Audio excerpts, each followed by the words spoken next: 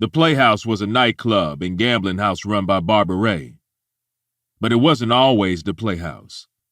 Before Barbara took over, the name of the spot was Sweet Nectar. The Nectar, as many had called it over the years, was located in her father's old neighborhood. Like the Nectar, the neighborhood was changing, meaning a new drug gang had forced their way in. Now, those corners belonged to them. The gang called themselves the G40s. They were expanding, and not just drug territory. The G40s were moving into extortion and protection rackets. It was the same old game that had been run for years. Local merchants paid the gang to leave them alone so they could operate their business without disturbance from the gang. What bigger prize was there than the Nectar? It was a neighborhood institution.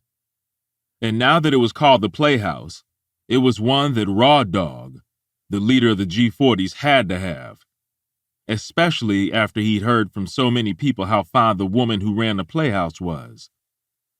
It started out as simple vandalism. The neon Playhouse sign in front of the building and a few windows were broken, and some customers got harassed outside.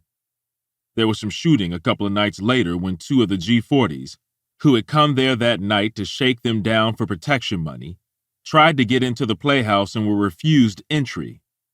A sit-down request was made by the G40s to settle the matter, but was ignored. As a result, the vandalism intensified and minor skirmishes outside the club continued. Although they were an annoyance, their activities hadn't risen to a level where anybody felt that it needed to be brought to Barbara's attention. That happened when three G40s caught the head server, Ishana Patrick, coming out of the club one morning after the Playhouse closed. They kidnapped her and held her at gunpoint in one of their apartments. She was released unharmed a few hours later. The purpose of the kidnapping was to deliver a message. A sit-down was promptly arranged for the following evening.